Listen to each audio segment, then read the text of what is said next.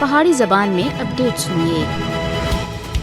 سرزمین کشمیر کے فرزند وکیل اور انسانی حقوق کے علمبردار جلیل احمد اندرابی کا 27واں یوم شہادت اس عزم کی تجدید کے نال منایا جا رہا ہے کہ مقبوضہ جموں کشمیر میں بھارت کے غاصبانہ ناجائز غیر انسانی اور غیر قانونی اور غیر اخلاقی قبضے کے خاتمے تک جدوجہد جاری رکھی جا سی۔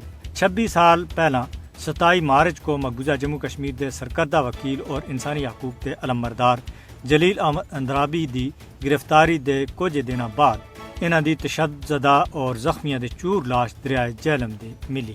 جلیل اندرابی کو بھارتی فوج دے بدنام زمانہ میجر اوتار سنگھ سن 8 مارچ 1996 کو سری نگر تھے اغوا کیتا سا اور پھر دوران حراست تشدد کر کے انہاں کو شہید کیتا گیا۔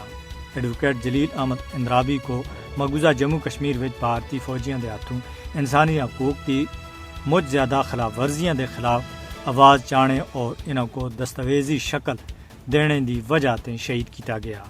اپنی شہادت تے پہلا تک جلیل اندرابی مقبوضہ جموں کشمیر وچ بھارتی فوجیاں دی طرف تے کیتے جانے والے جرائم دے خلاف مؤثر آواز بن کے کھڑا رہا۔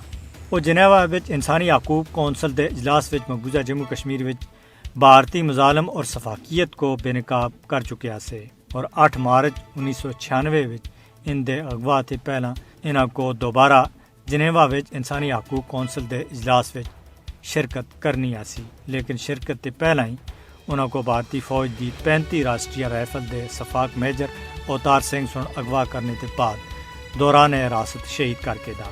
میجر اوتار سنگھ کو انصاف کے کٹہرے وچ کھڑا کرنے دے بجائے کینیڈا نسا دیتا گیا سا، جتوں پھر وہ امریکہ فرار ہو گیا سا اور 9 جون 2012 وچ میجر اوتار سنگھ سن خودکشی کر کے اپنی زندگی کا خاتمہ کر کے دا سا، جس کو خدائی انصاف آخیا جا سکتا ہے۔ شہید جلیل اندرابی دے اہل خانہ 26 سال گزرن کے بعد بھی انصاف تھی محروم ہیں۔ جلیل احمد اندرابی سن مقبوضہ جموں کشمیر دے اتے بھارت کے غاصبانہ قبضے کے خاتمے دے واسطے اپنی جان قربان کی تھی۔ جلیل اندرابی اور 2 لکھاں کشمیریاں دی شہادت کشمیریاں دی یاداں وچ اج بھی تازہ ہے۔